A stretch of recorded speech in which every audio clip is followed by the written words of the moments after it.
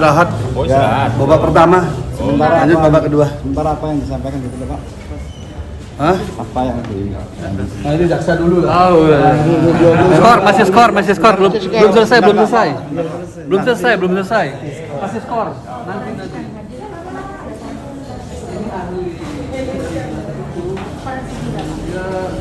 Psikologi forensik namanya. Sebentar Pak yang menjelaskan tadi Pak. Belum selesai, masih skor. Nanti hasil terakhir baru kita sampaikan ya. Masih skor.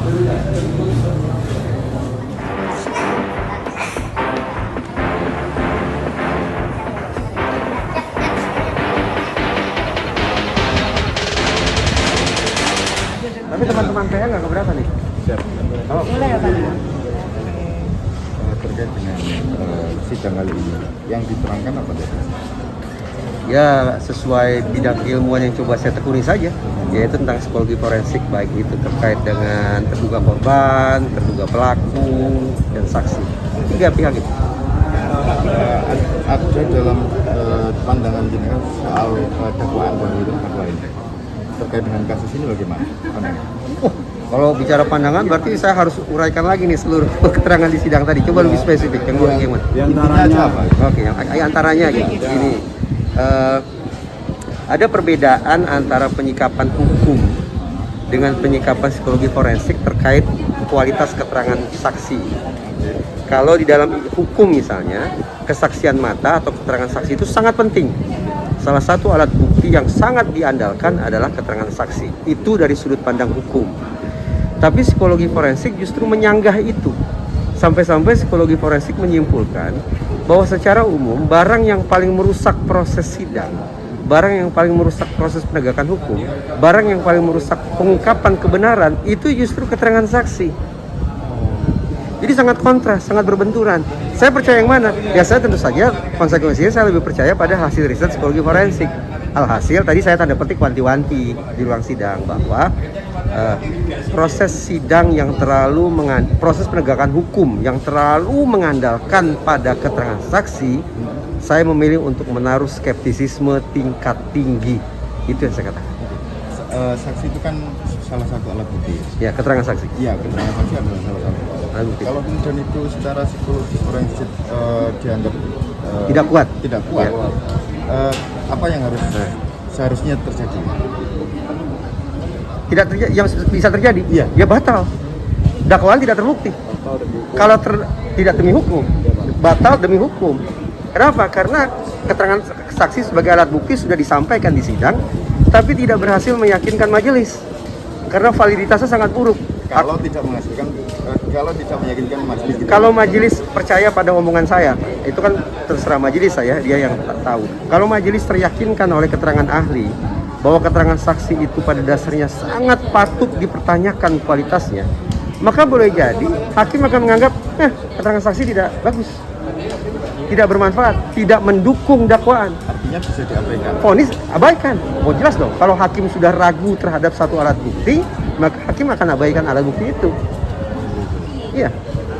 Bagaimana mungkin hakim ragu terhadap satu alat bukti, tapi dia pakai? Itu kan tidak mungkin. Ya. Jika satu alat bukti ini dapat diabaikan, dapatkah alat bukti yang lain menggantikan? Baik, mari kita baca undang-undang TPKS ya. Sayangnya tidak dipakai. Dalam undang-undang TPKS ada satu pasal bahwa yang dibutuhkan dalam proses sidang itu apa? Hanya 3, sederhana sekali.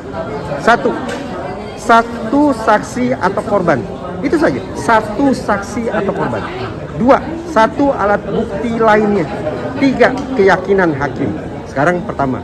Tadi saya katakan keterangan saksi, berarti termasuk keterangan korban, itu validitasnya sangat-sangat meragukan. 1 ya. Berarti udah tumbang 1. Keyakinan hakim tidak bisa kita pengaruhi lah. Berarti tinggal 1. Apa? 1 alat bukti lain. Hadirkan ke persidangan. Ada tidak?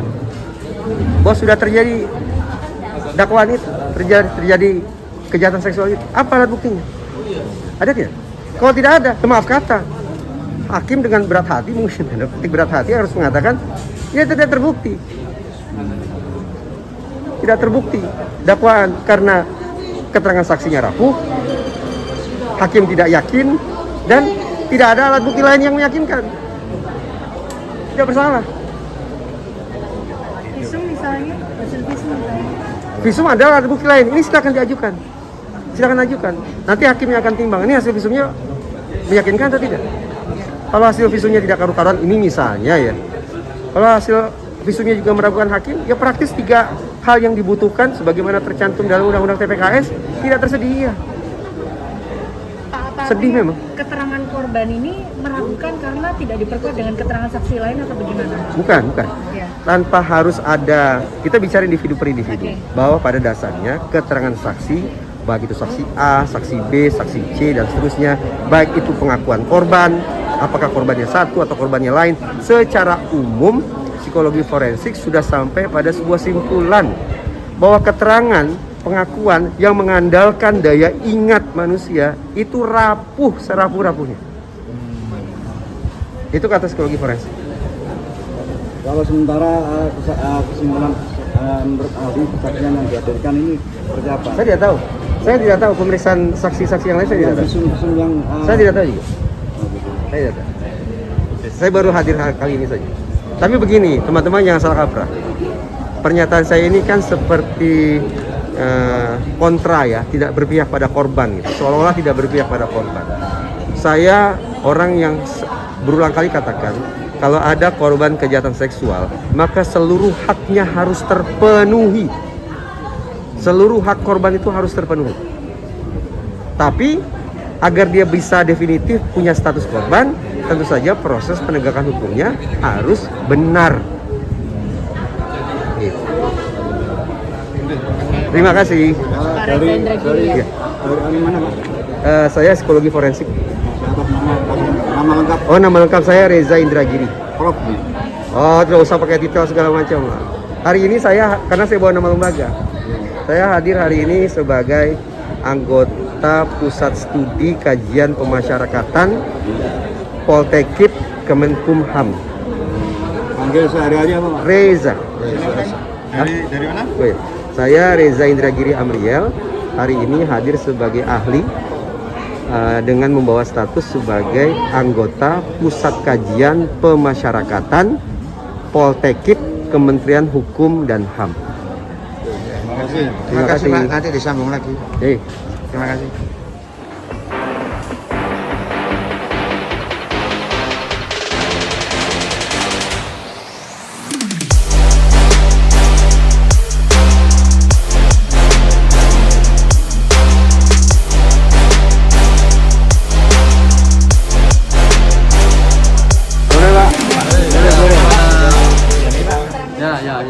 Ya.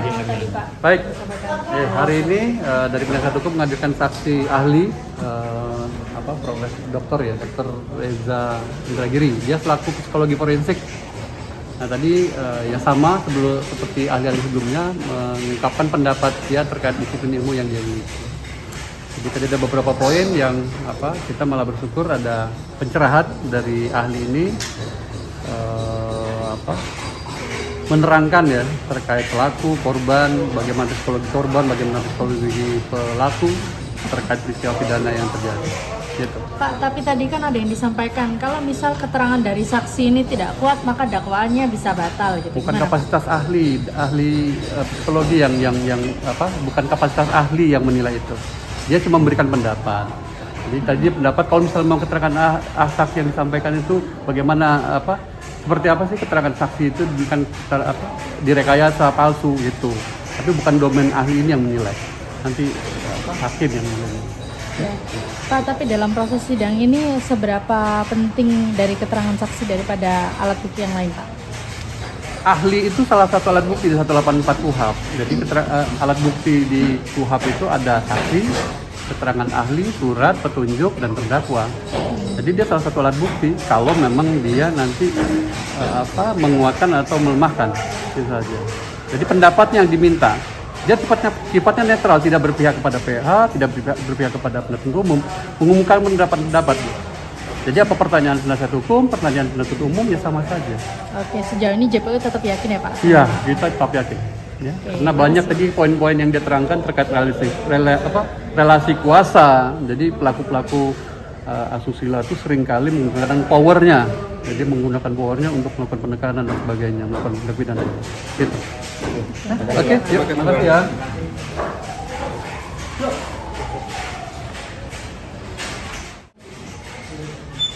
sudah tadi kan? Gimana giliran abang ini? Hasil sekali bagaimana? Persidangan hari ini saksi ahli psikologi forensik Bapak Reza Indragiri Amril, di mana beliau memberikan pandangan-pandangan soal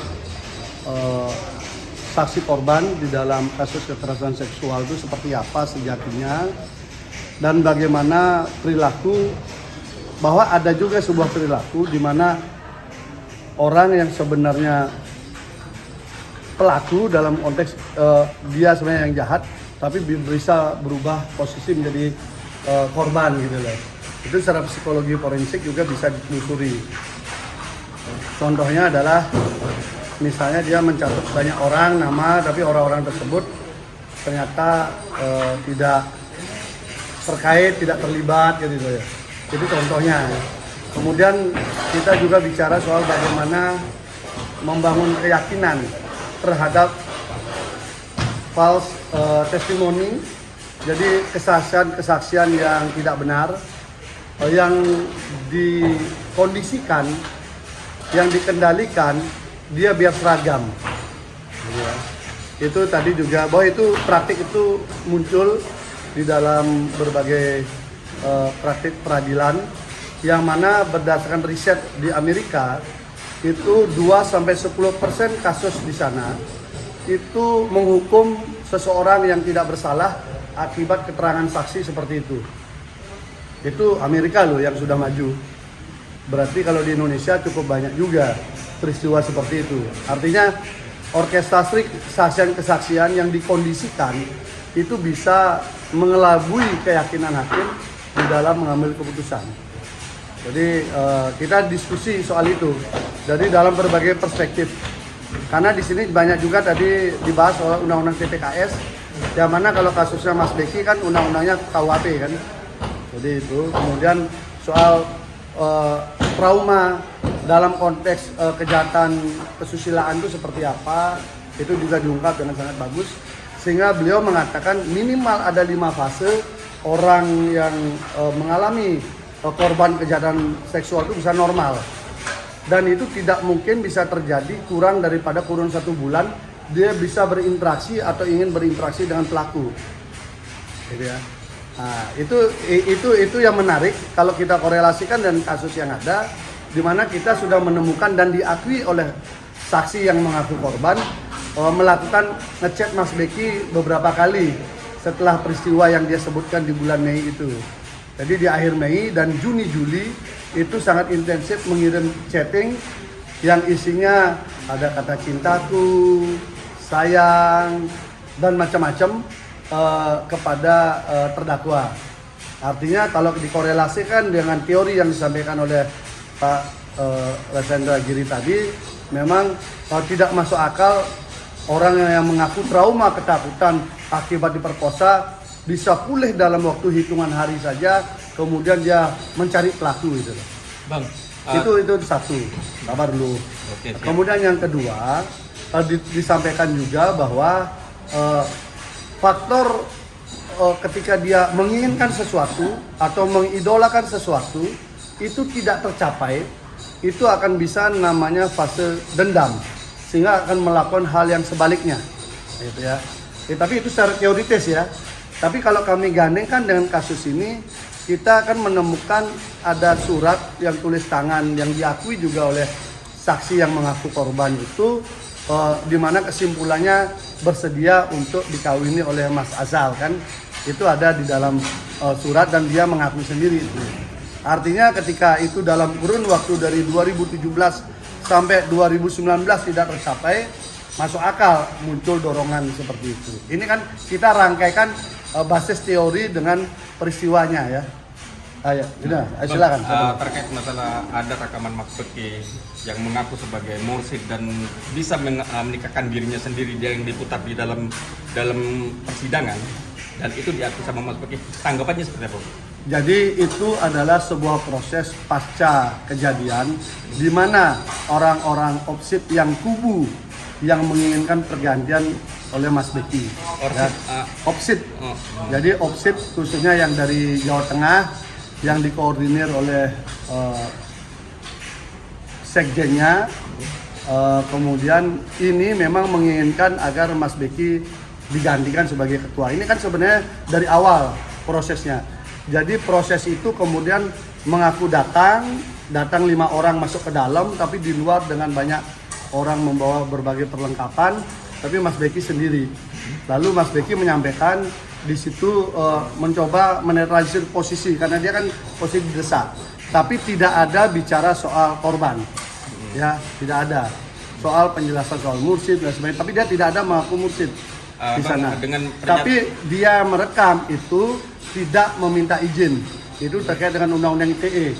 Makanya akhirnya antar satu dengan yang lain saksi saling melempar siapa yang merekam, gitu loh, gitu ya. Sehingga ini kesulitan kami. Tadi juga disampaikan oleh saksi ahli bahwa keterangan palsu itu bukanlah penyimpangan. Keterangan palsu itu adalah kejahatan, gitu loh. Tetapi karena ini sudah yang merekayasa pintar sekali, mereka semua dipakai baju LPSK sehingga dia tunduk di undang-undang LPSK. Jadi ini saya kira rekayasa yang sangat sempurna, bagaimana menggantikan Mas Beki di OPSID, bagaimana kemudian pelan-pelan pondok pesantren bisa diambil dan sebagainya. Ini kan gerakan yang terstruktur, kasusnya sendiri berbasis kepada peradilan opini, termasuk soal proses rekaman itu, gitu loh. Apakah Dan itu tidak ada kaitan dengan kasusnya korban loh ya. Apakah dengan menyatakan dia sebagai bisa menikahkan dirinya sendiri dan itu bisa dijadikan kamuflase untuk bisa menggauli rekamannya sendiri sangat tidak jelas. Itu dibunyikan di sidang tapi sangat tidak jelas dan terlihat memang diprovokasi untuk didekati. Ya. Posisi rekaman dan kita udah kejar tanpa izin merekam. Anda baca aja undang-undang ITE. Gitu ya. Baca aja undang-undang ITE, boleh nggak itu? Nah, jadi mereka ini tampaknya memang sudah terkonsolidasikan dengan baik, dilindungi, ditekan oleh Kompolnas, dipakai Komjak, dipakai baju LPSK, sehingga mereka bebas melakukan apa saja untuk menyerang Mas Beki. Gitu ya. Sehingga narasi dari belasan santri di bawah umur, sehingga dicap Mas Beki sebagai predator, turun jadi 5, dan sampean sendiri sudah baca dakwaannya, hanya ada 1, usia sudah dewasa. Itu saja sudah bisa dibaca, ini biasa-biasa saja atau ada yang tersembunyi di dalamnya ya. Saya kira itu. Ya. Hari ini saya dengar ada diskusi yang mencoba membangun opini ulang oleh LBH Surabaya, terbuka untuk umum, tetapi oleh Kementerian PPA juga ada hadir konon itu, tetapi dibuka untuk umum, begitu banyak yang mengikuti, berpikiran berbeda semua dikeluarkan dari diskusi itu. Itu. Jadi gaya peradilan opini mencoba dibangun tapi suasana udah berbeda. Kasihan juga. Oke, makasih Bang. Ya.